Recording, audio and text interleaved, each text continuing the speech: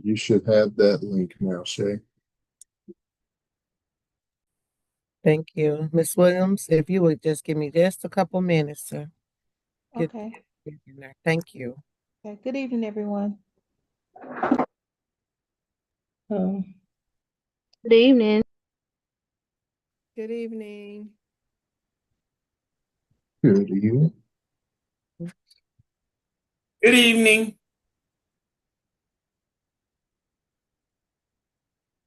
Okay.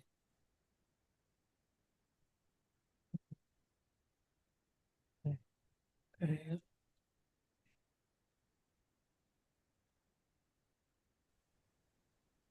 Does anyone know? I see a read AI meeting notes. I'm not sure if that's something the board uses. I was getting ready to remove it. Okay, I will move. I know Mary Oswald did that one time, and she wasn't supposed to do that a long time ago. We're not overly concerned. This is an open meeting, but we're Yeah, not able to identify for who crying that out loud. belongs to. What am I doing, Jesus? So, Ms. Williams, you have a quorum. It is 5:31. There we go. Right? We have a quorum, right? Yeah. how many do we need, Shay, for quorum? Four. Okay. All right. Well, then we're good to go. Mhm. All right. Good evening, everyone. Good evening. All right. So, Shay, may I have a roll call to establish a quorum, please? Yes. We have Ms. Tisworth. Present. Okay. We have Dr. Von Elliott, Present. and we have Ms. Maria Present. and Ms. Williams. Present. Thank you. Next, we will move to our Board of Education norms. Ms. Tisworth.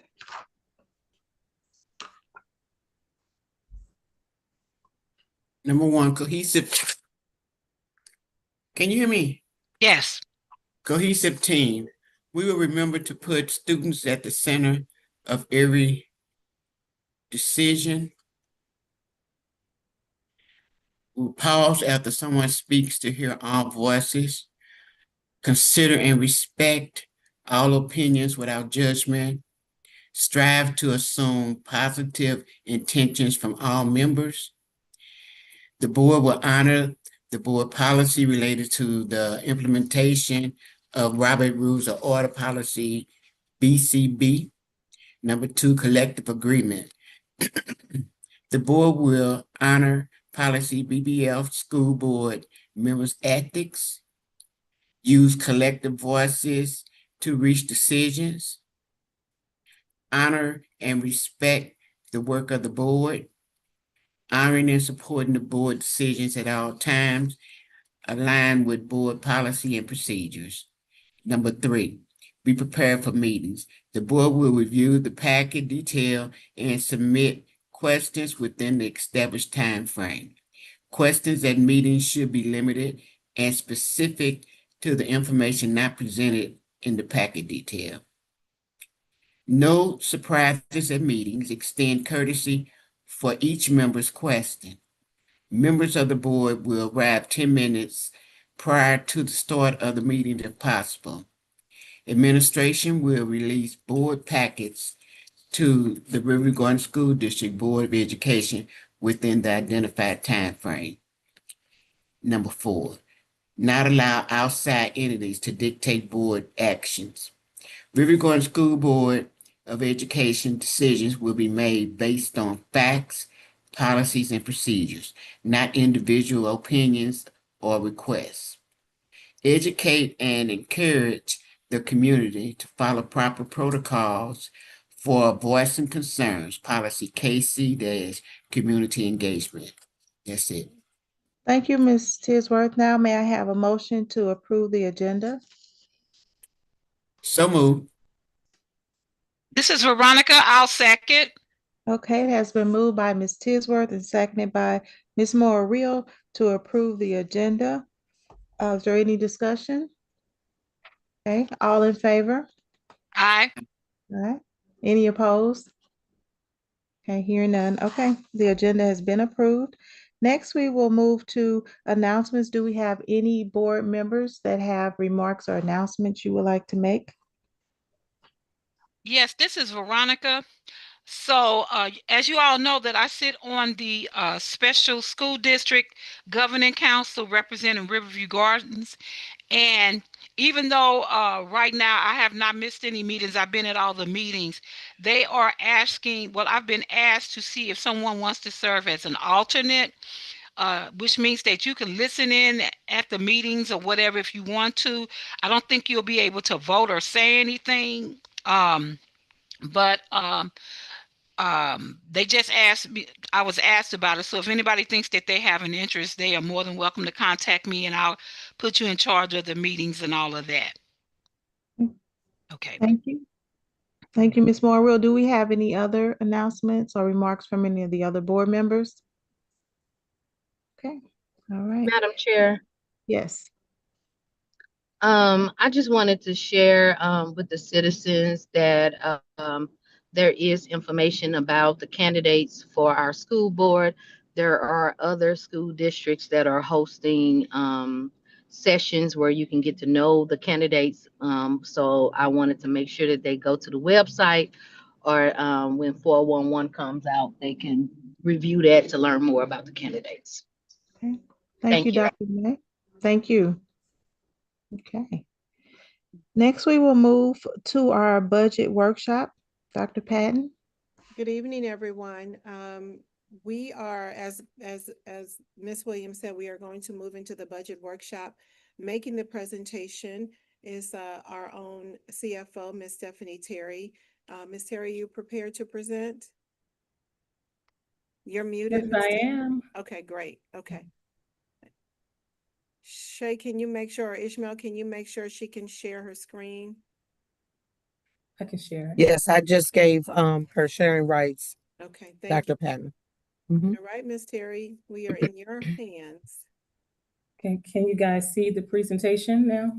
Yes. Okay, good afternoon, board president, board members, Dr. Patton, and the community. I will be providing a second quarter budget update. So on this slide, this is just the agenda that we will be going over today.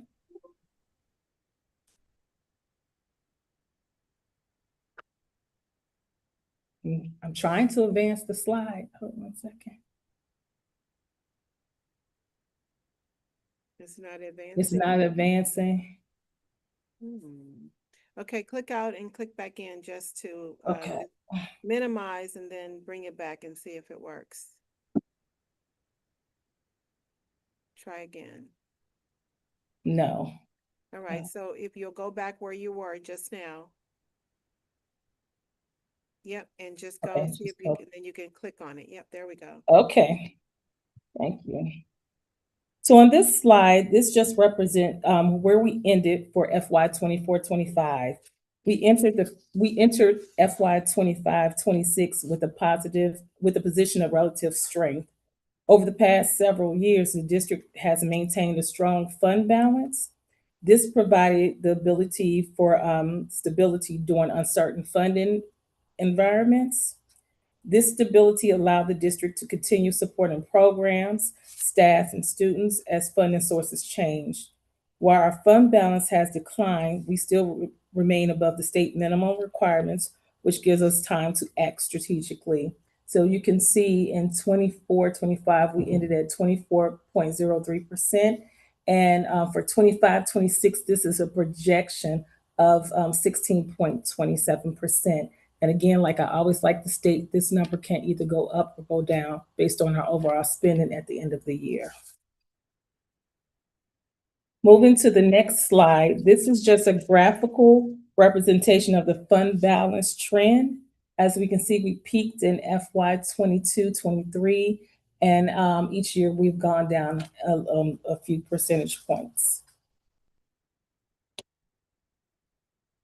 The next slide, this is just a recap of how Riverview Garden receives and spends money. So if you look at how we receive our money, these are the primary sources of revenue that we receive, with local being 40.7% and state being 41.3%. Those are the largest sources of funds in which we receive our money.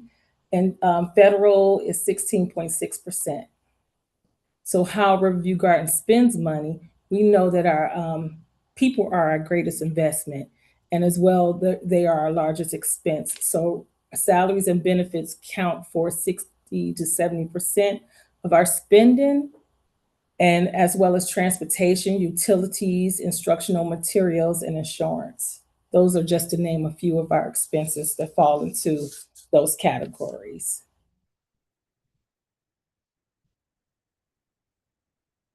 So on this slide, at this point in the fiscal year, we have received our revenue that we receive for all funds is 60.7% of the budget, while our expenditures are at 59.3%.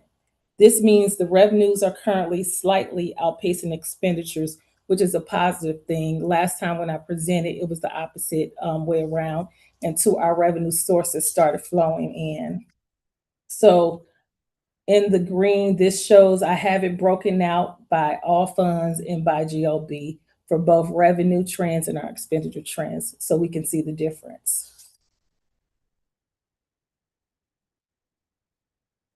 On the next slide,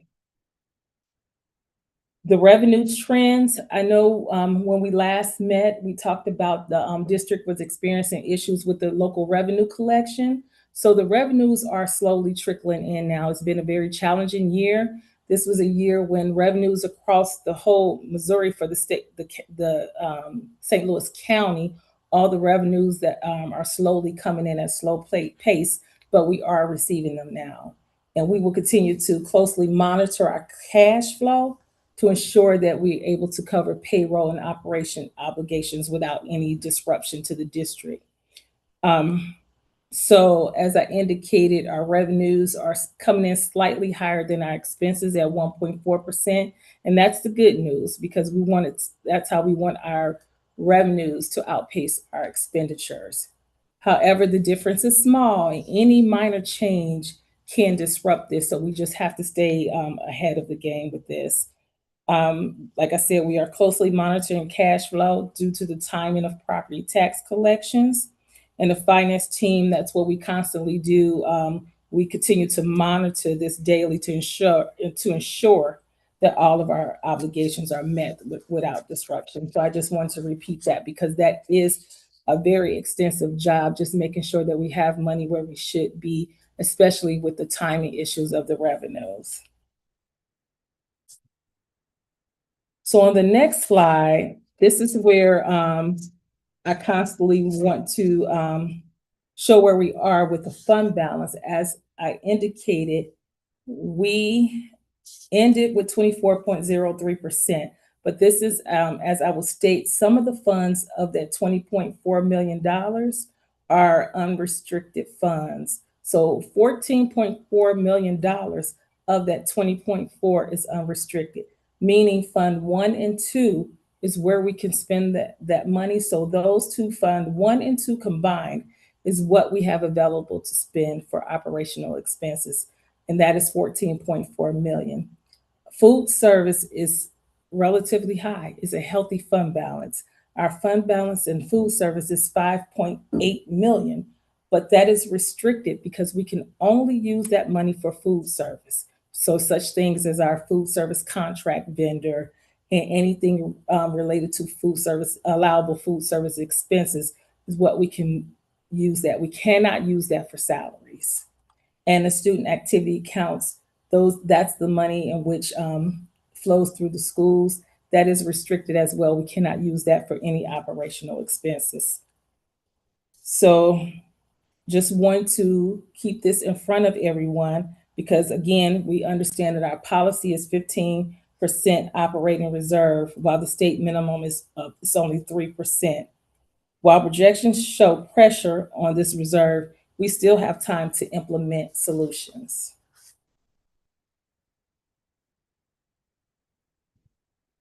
So these projections are our worst case scenarios.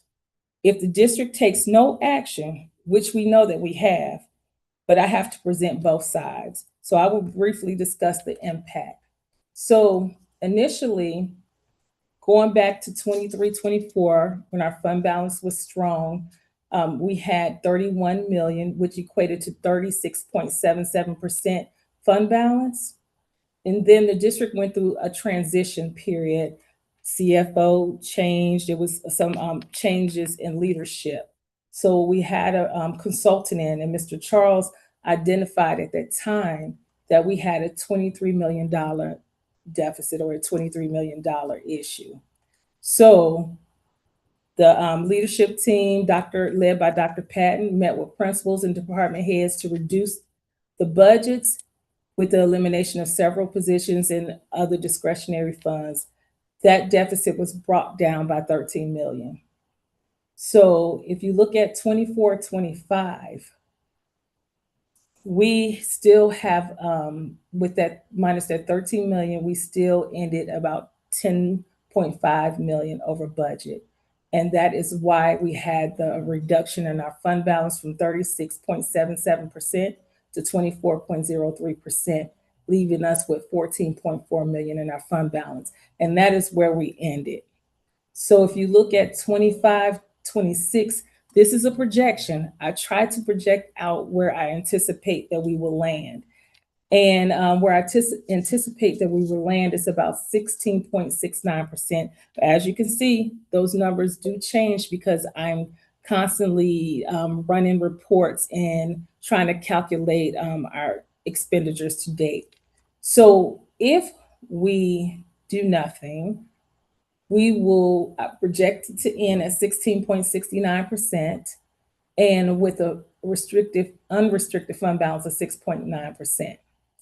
So I just want to outline this because although we are compliant, our fund balance is declining. We have to stabilize. So action before this point is critical, and that's kind of where we are at this point. So if we do nothing for 26, 27, and 27 and 28, you see where the fund balance drops drastically. But again, I indicate if we don't do anything, if there's no action, there are no changes. And if it drops below if it drops in the range of the 7.12%, per policy, the board will have to develop a plan to replenish the fund balance and establish minimum levels within 2 years. This is our caution zone. So if we still continue to do nothing in 27 and 28, if no changes are made, DESI intervention will happen, and that is a critical zone. And I had to, like I said, give you both sides of the coin, but this is if no action. So I just want everyone to understand this is if it's no action that occurs from us. So some of the impact that I talked about earlier, if we have no change, October, November, December of 2026, we will need to borrow money, as in a tax anticipation note, to pay bills and to make payroll, because our fund balance wouldn't cover us for 6 months until we got our revenue in from the state, from the local property taxes. So with that, we know that it costs to borrow, so that's going to be an increase. And the next several boxes are 27. We know that, again, if we go into 27, we will, be in violation of our own board policy because we indicate that we must maintain an operating fund balance of 15%. So this is the road if we have no changes. Again, I just want to indicate this is if it's no action by the district. So this is worst case scenario. So I just wanted to put out the worst case scenario so you guys can understand. So moving on to the next slide. What is driving the financial pressures for school districts? Well, right now, school districts locally and nationwide are experiencing financial pressures due to the above points. Riverview Garden School District is addressing these issues early and strategically. So all school districts, when you talk to people, whether it's in North Carolina, whether it's in Illinois, whether it's in Missouri, We are all experiencing a lot of these issues, starting with the expiration of federal ESSER funding. I know you guys are tired of hearing ESSER, but this is the catalyst. Declining enrollment in ADA decline, rising operational expenses, inflationary pressures and staffing costs, increased student needs, and revenue inequity. So those are things, inequality, those are the things that are driving the financial pressures for school districts. So the next slide, I thought it was important to do a SWOT analysis for the district. This helps us to understand our current situation, make informed decisions, reduce risk, and focus resources on the areas that will produce the greatest result. Also, it moves us away from doing things the way that we've always done toward a more intentional, data-informed planning. So at the top, the strengths of Riverview Garden. We have experienced leadership and a central office team. We have debt capacity and declining debt obligations. We're clear financial transparency and data use. And we have a commitment to accreditation and continuous improvement for the district. So those are what we see as our strengths for the district. Some of our weaknesses are declining enrollment and attendance, structural operating deficits, high fixed costs, and capacity strain on staff. So due to these fixed costs, aging facilities, reliance on fund balance, limited local revenue growth due to Hancock constraints and property tax dynamics, these are the things that are putting a strain on the staff as well. Moving forward to our opportunities. So it's definitely still opportunities. We have the levy reallocation. That's our debt service. That's what we're doing now with the Proposition N, reallocating existing levy capacity for that will provide us recurrent operating revenue with no tax rate increase to taxpayers. We're talking about centralized and strategic procurement within the district to control some of those costs, enrollment and attendance recovery strategies, operational modernization. This is important as well. As we know, the ERP system, that's our financial and HR system, controls and processes. These are things we have recently had system upgrades, but this also helps to improve efficiency, compliance, and long-term sustainability for the district. We have opportunities for community and voter engagement, clear communication around the no increase solution, and student-focused outcomes build confidence and support with our community. So some of the threats that are not within our control are, some are within our control and some aren't. Continued enrollment decline. We all know, based on a demographic study, that we have declining enrollment, not just here, the state of Missouri and the United States as a whole. The expiration of ESSER and any federal fund reliefs, inflation and cost escalation. Almost every cost that we have for transportation, utilities, insurance, all of those have increased year over year. Cash flow timing and revenue delays. This was the first time in over 13 years that we've had distribution timing issues with revenue from the local government. And accreditation and compliance risk. Just all of these pressures, along with the fund balance issues, could impact MSIP standing and public confidence. But these are real threats to the district, not just the district, to all school districts in Missouri. So I did want to spend a little time to talk about the SWOT analysis. So moving forward to the next slide. As previously stated in prior presentations, we have two choices as a district. We can either reduce our costs or increase our revenue. So the next couple of slides, I'm going to be talking about revenue opportunities. These are several opportunities that could improve the district's financial position. The first one you see, I didn't label them intentionally by order of importance, but the number one is the most important. District-wide attendance improvement. Attendance does matter. And Dr. Patton says at every meeting, we're losing close to $2 million because students are not at school. We get paid by butts and seats. So Prop N, a no tax increase, that was an opportunity that we were able to, because we had a healthy fund balance and debt service fund, to reallocate some of that money going to our general operating budget. Again, it's a no tax increase. So the next one is evaluating programs within the district. And I have enrollment driven. Really, what is the return on investment? Are the programs we have in the district, are they working?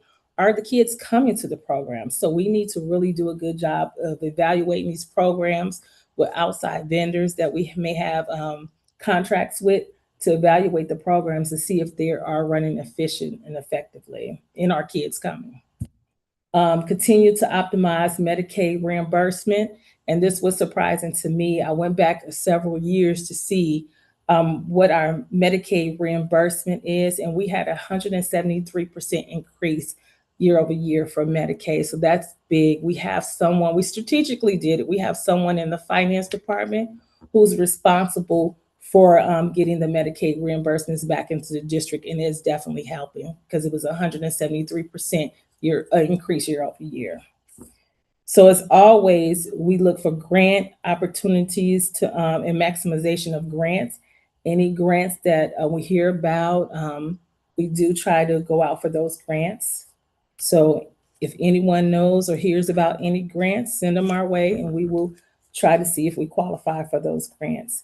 And the last thing was facilities rental and community use. I'm not sure that we're doing that as much, but it is something that the district can offer as well. And we probably need to look into some of those facility rental and community use. So the next step, this is keeping in alignment with the revenue opportunities. This is just a reminder that Prop N is a no tax rate increase levy transfer, and it will be on the ballot for April 7th, 2026.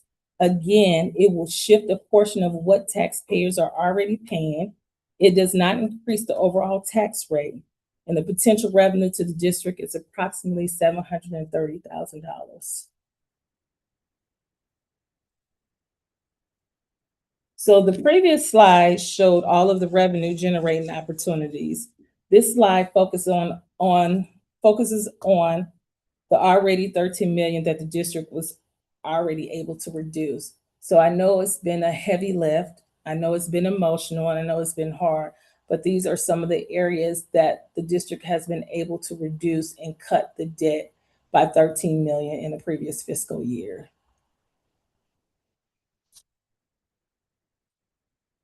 With that being said, this leads up to this slide. Riverview Garden School District still needs to reduce $7.9 million to stabilize the district.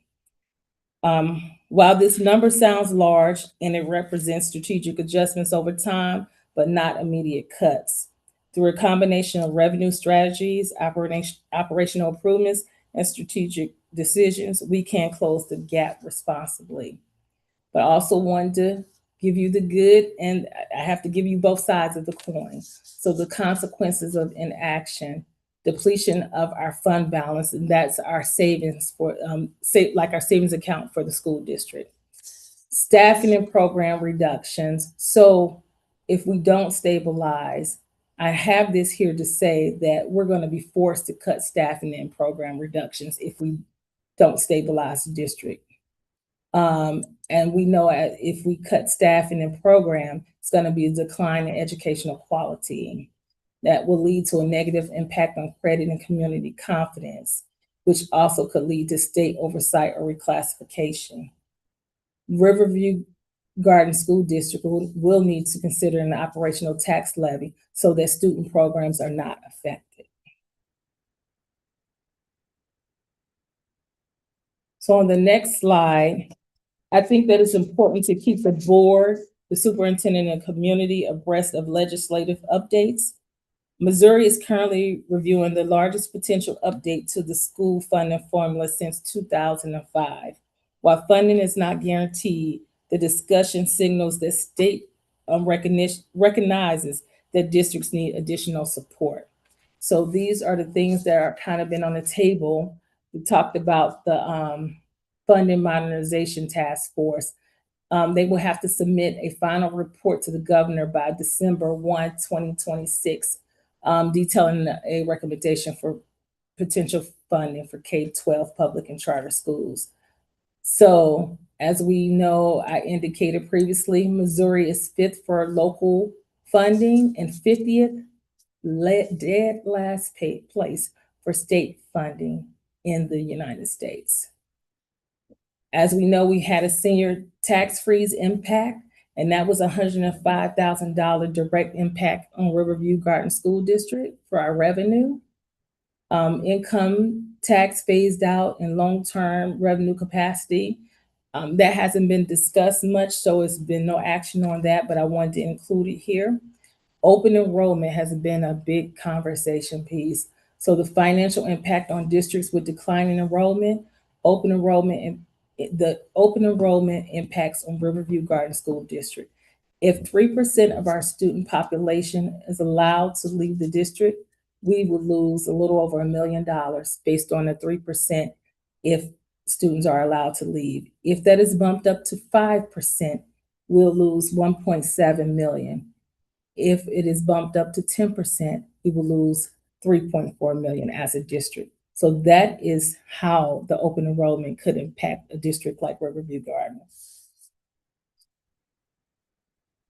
So the next slide, this is just for more general information. I tried to summarize. This was the last meeting, January 26th meeting, where the task force, they shared out some of the potential things that they were looking to do with the funding in the state of Missouri. So I'm not going to go over this. This is just informational, but these are some of the things that they talked about, and I just summarized it for to make it easier to see. And moving on to the budget calendar, where I am right now in the finance department, I'm in the planning and preparation stages of preparing the budget for FY 26-27. So those budgets will go out to the schools next week, Monday, I believe. I will have them prepared to go out to the schools, and I will give them a few weeks to prepare them because I want the budget to be as accurate as possible. And April through May, that's where we're going to be finalizing the budget, and I will have it to the board between May and June for board review and public transparency. So just wanted to remind everyone where we are in the budgeting process for 26-27. And lastly, I want to close by saying that Riverview Garden School District is not standing still. We are identifying challenges early, communicating transparently, and implementing strategies that protect the long-term health of the district. The decisions we make today will determine the stability of our district tomorrow. By focusing on smart financial planning, operational efficiency, strategic revenue opportunities, we can protect programs, support our staff, and continue providing high-quality educational opportunities for our students. And that is all I have today. Do I have any questions? Madam Chair? Ms. Moore and then Ms. Lane. Okay. Stephanie, what is our credit rating? The credit rating, I believe it's a AA. It is. But I will double check and confirm. I thought that it was a AA. I was trying to do that in my mind. I thought I heard somebody say that it is a AA. It is the AA rating. Yeah. Okay. Thank you. That's my only question. Ms. Lane? Ms. Lane, you're muted.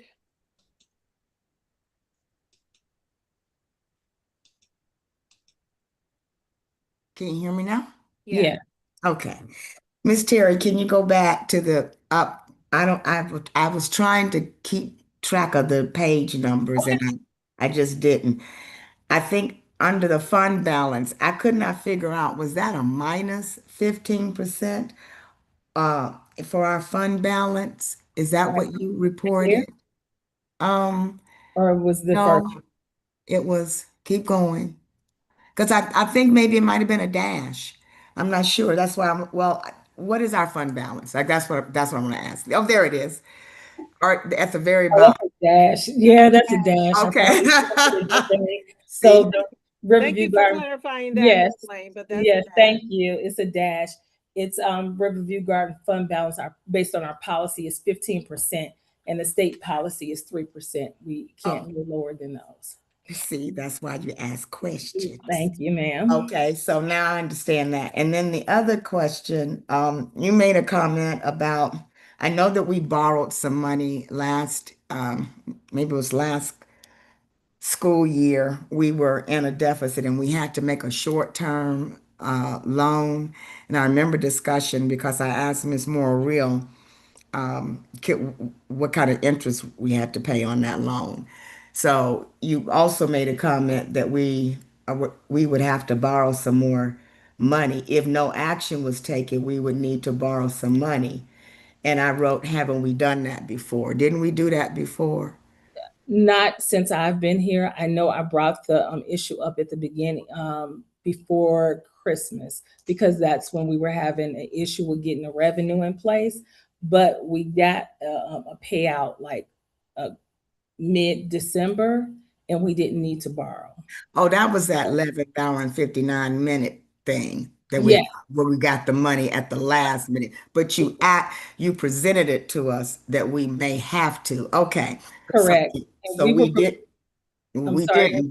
didn't borrow the money, but again, if no action is taken, we may have to borrow money. And to be honest, with the fund balance, we may still have to borrow, and it's just to cover. It's a timing issue with revenue. We don't typically get our revenue into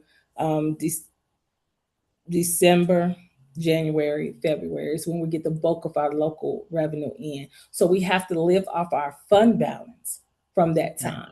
So if our fund balance won't carry us to those months, we still may have to borrow. Okay, so two more questions. I don't understand, you made a statement that we're 173% increase in Medicaid reimbursement. What does that mean? So the Medicaid claims, we do reimbursements for the teachers filling out Medicaid claims that run through our department. And the prior year, we only made like, well, it's 100. I know we collected 500,000 in reimbursements for Medicaid claims this fiscal year, the one that just passed this fiscal year. So prior to that, we were not receiving very many Medicaid reimbursements. Ms. Terry, can you explain what that is though, so that that everyone understands what the Medicaid reimbursement is and why we collect it? Yes, please. I'm not sure that I can explain it that great. Okay, so Ms. Lane, can we get back to you with what that is? We'll get back to the whole board so that they have very good detail on what it is. Every school district that I have been in, they collect Medicaid reimbursements. It's usually centered on students. And so I will collect that information and we will get that information to you. But in every school district I've been in, as long as we complete there's like a time on task that they send us in terms of how much time are we spending with students who may have a disability. This is how we've collected it in the past. Okay. Students that have a disability and the time that we're spending on them. Now, Stephanie mentioned employee. My experience has been, it's been students. And so I will definitely find out how Riverview Gardens collects that money, and I will get that information to the entire board. And that's the money that would be coming from the federal government, correct? Yes, that's Yeah. Or the insurance company, no, not the insurance company. the federal government. Yeah. Okay. And then the last question or comment, you said about grants, and you said you made a comment, if we hear about any grants, send them our way. Mhm. Is there anyone who's actively researching grants that may be we may qualify for, and we're applying for whatever grants we can get? Yes, I know that Ms. Liddell, she actively research and applies for grants for the district. And if anyone else, if we hear of grants, will do the research. And No, Madam nothing. Chair, I just wanted to say, Wanda, I'm always looking for grants and things, any kind of thing that can help our school district out. And I usually try to turn that over to, like inform Dr. Patton, and I'll inform Miss Williams as well as if I find anything. But I'm always looking, for things that can help our students Okay, all and right. our school district. Uh-huh. And I will say that we also continually look for grants related to curriculum and instruction, because that's another big piece of spending that we have to do when we have to replace and upgrade or replace our curriculum from year to year. And so curriculum and instruction is usually one of the places where we are looking for grants. And as Ms. Terry mentioned, Ms. Liddell being over student support services and counseling and social work. So the social emotional support of our students as well. So we are constantly looking for grants. And Ms. Lane, as well as community-wide, I am also on a list, like a listserv. So any state of Missouri grants that come out, I am aware of them, and then I push them out to the departments that they would fall under and ask them to apply for the grant. So the listserv, as well as Ms. Morrill and other people who send me, but I am part of a Missouri listserv where I get a lot of information on grants that are available to Missouri schools. Okay, thank you. Now, I will say this, in the face of what we are going through, we do apply for the grants, but we have to be very careful not to become reliant on them, because at any moment, they can be taken away, and then we end up with either staffing that we should not have brought in, or programs that we have to drop. So we are applying for them. And I just don't want to become super reliant on them, because they have increasingly become more unreliable. So the last question I have, Chair, or comment is, I know we've spoken several times about Missouri being the last in the country for state funding for our public schools. And I think it may have been before you joined us, but we had some discussion once about someone on the state level who's actually advocating for us. And it it is disturbing that this is where we are. Most of us don't understand all the maneuvering that goes into this. I have a very interesting article from Dr. Kim, who is a representative. I don't remember what her district is right now, but she put it out today about pretty much we're failing our public school districts in the state of Missouri. And I just think that it is a wise topic that we should consider if we had someone who's actually advocating for our school district, for our children in Riverview Gardens, really all over, but we're talking about our districts right now. And I know we can't be the only ones, even up here in North County, that have these kinds of challenges. So I don't know what burner I'm going to put it on, but I just think that we need to think about that again. Thanks, Chair. Appreciate it. Thank you.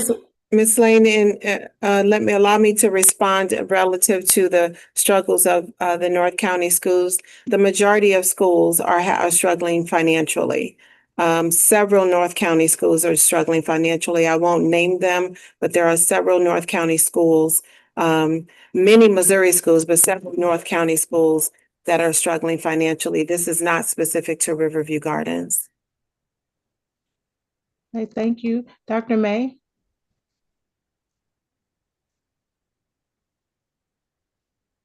I'm sorry, had to get to the mic.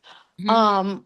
I was just curious about the need to adjust our policy to address the fund balance percentage, even if we gotta change it back, just so that we can kind of just lower, not really lower our standard, but to not make it a challenge for us to have to respond to because it's in our policy. So I'm just interested if the policy committee has been talking about that, and what could we do to actually propose it? So Dr. It May, may be 5% or so. so I will take part of that question, Dr. May. The policy committee has not talked about changing the policy of the 15%. The policies that are written are board policies, and that one specifically, I would leave to the board. Now, I would make a recommendation if I felt like we will be there. And at this time, I'm not convinced that we will be there, although, because as Stephanie said, I'm a glass half full kind of person. Stephanie wants to present it as if you do nothing, and that's fine, because that's her responsibility to say, here's our truth. What are we, and here are some things that we need to do, or that we need to do something. As we get closer to that, if I feel that there is a need for the board to address the policy, I would make that recommendation. But at this particular point, I would not make it. Now, if the board would like to discuss that, in terms of reducing that number, that is totally up to the board. But I would like to try more things, such as the Prop N debt, increasing our debt service. I would like to look at other means before we get to changing the policy. Okay, and even with the prop, there was discussion online where citizens were thinking that the language was not clear enough on it being some form of a transfer, and still is thinking that we're about to increase um, their taxes. So I don't know what we can do differently about that. I did mention the videos and so forth, but we just need some different messaging around there, because they like the language still suggests something other than what we're saying verbally. So I don't know how we can address that. Miss But Miss Terry, can you go to slide 15, please? So this is what we were putting out. Can you click so that other box is not around the first box? okay, I posted that too. I Yeah. posted. And so, I mean, it says will not raise taxes. It gives the impression, so it shows you that we're taking it from the debt service fund that which the community already collects. This is money the community is already paying in taxes. It's just going into one bucket. What we're simply asking, and I hear you, Dr. May, and I know you're not saying you are, but I want to make it clear to the community. All we're simply saying is we want to move 20 cents per $100 of assessed valuation from one bucket to the operating fund budget. That's it. This will not be an increase to the community.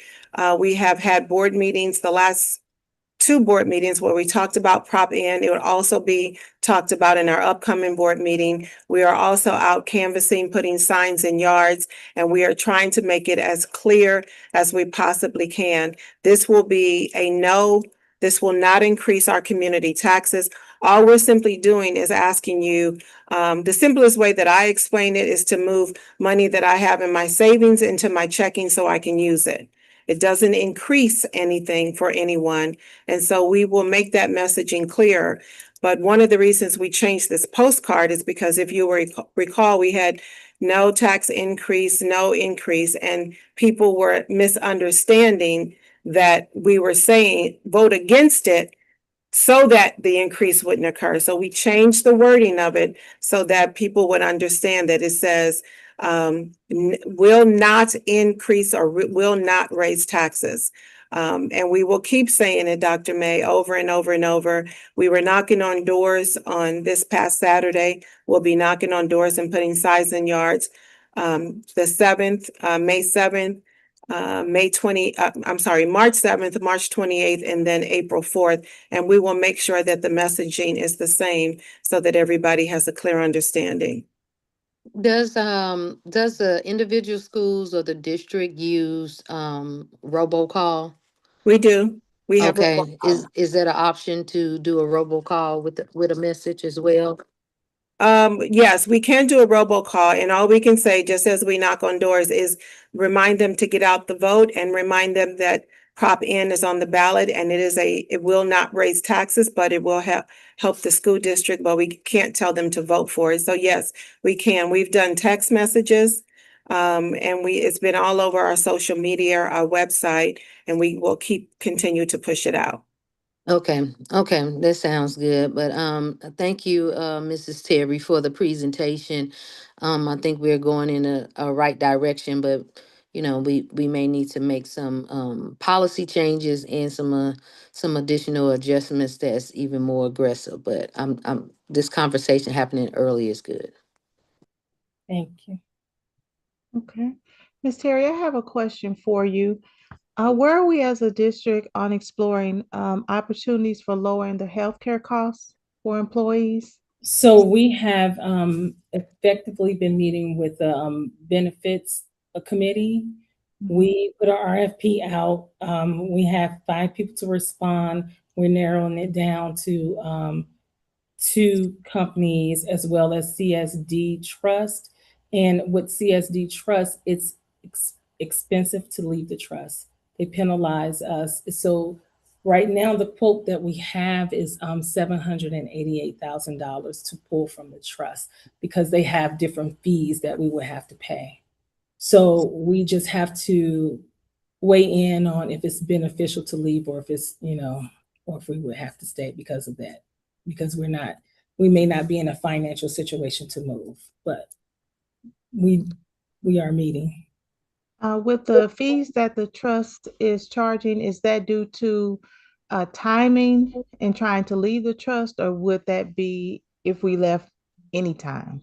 If we left anytime, even if we give a notice by April the 1st that we're pulling out, we have they call it unfunded liability. So all of those claims that they predict may come in after the fact, they're going to charge us ahead of before those claims come in, and it's administrative fees, it's all of these fees that they assess, but I do know that the trust is going through some issues, and a lot of districts are pulling out. So I don't know where we are financially, but we have a meeting on March the 11th for us to get the new rates. And then at that time, we will advise our benefit committee. Thank you. You are. And I do want to say that I am proud of the work that we've done as an entire school district, the administration and the board, to go from a $23 million deficit down to a $7 to $8 million has been an accomplishment. And we have done our due diligence with looking at every possible way that we can reduce, from reducing budgets at the school level, reducing budget at the central office level, reducing our staffing, because as Ms. Terry stated, 60 to 70% of our budget is salary and benefits, and that's with any organization. So we have accomplished a task within a year and a half to reduce that from a $23 million deficit down to a $7 to $8 million deficit. And we will continue to look for ways to reduce and or generate revenue. So I just I'm very proud of the work, the board, the administrative staff. We have done hard work, made hard decisions, and we have accomplished our goal of reducing our budget. We will continue to work diligently to reduce and or increase our revenue, or both, actually. So that's the last thing I want to say about it. I appreciate the support of the board and the community. And thank you, Dr. Patton and Ms. Terry, for your presentations tonight. If there's nothing further, Madam Chair, oh, yes. Ms. this is Morgan. not on the agenda, but just out of curiosity, was anybody planning on going to Jefferson City on the 10th? Or what was that, the 10th or the For the Advocacy Day? yeah. Yes, for advocacy. So, Ms. Morrill, I just found out about the Advocacy Day yesterday. Yeah. I didn't have Shay send out an email yet to board members. I will. We've attended Advocacy Day for the last 2 years. Right. So we will, I'll have Shay send that out. Right. And that's partially, I want to apologize for that. That's partially my fault. I'm over advocacy for our region. And when my mother got fell again, I was trying to get with Terrence so that we could get something out to our whole region. And I don't think he sent I know he didn't send me the list to send out. I wanted to be able to go, but I'm not going to be able to go because my mother's in rehab right now. So, so I was just wondering if anybody was going to go. I may still try to go, but I'm not sure just yet. So I will have Shay send all of the board members the information on Advocacy Day. As I said, I just found out about the date yesterday, so Right. I will get that information out. Okay. And like I said, Riverview Gardens has participated in that the last few years. Right. So it's our goal, it's my goal that we continue to do that. Okay. Okay. All right. Thank you. Thank you. Thank you. May I have a motion to adjourn the meeting?